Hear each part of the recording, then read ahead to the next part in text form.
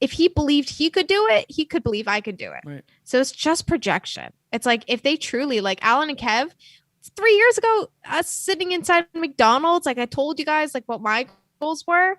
You guys did not even doubt for a second because you knew you could do that too. And same thing with you guys. You're like, I want to be top. I'm like, I see it. I know it because one, you gotta have the desire. Two, you gotta be willing to take those risks. But I just think we're all like, we all start from like a blank slate, and it's like the time you invest, and like we all have the room for growth, and anything's possible.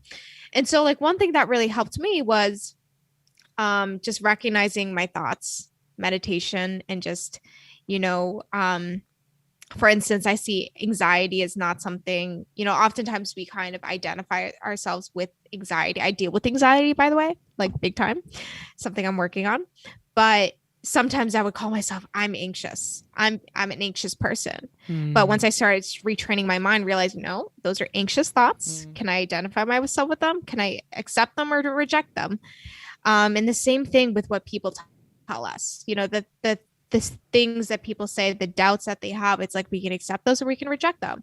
And so oftentimes when we're in those situations, like we got to kind of fill in those gaps, fill in those holes. So like, okay, I'm going to reject it, but what can I do to fill my cup so that I don't fall into self-pity, or so that I don't fall into, so throw on a podcast, read an inspirational book, talk to someone is inspiring, start studying success stories.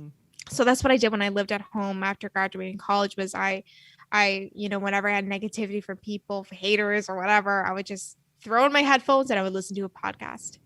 At the time I loved Lewis Howes, because he would interview all these successful people. And one thing I noticed in common was that they all went through hardships.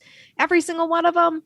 They all started off broke. They all started off with jobless, homeless, whatever. Every single one of them had hardships. And I just realizing, oh my gosh, if they can do it, I can do it.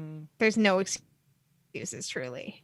And so I started really replacing those thoughts, implanting those beliefs, and just fixing my eyes on what's possible. Whatever you focus on expands. So that's what I focused on.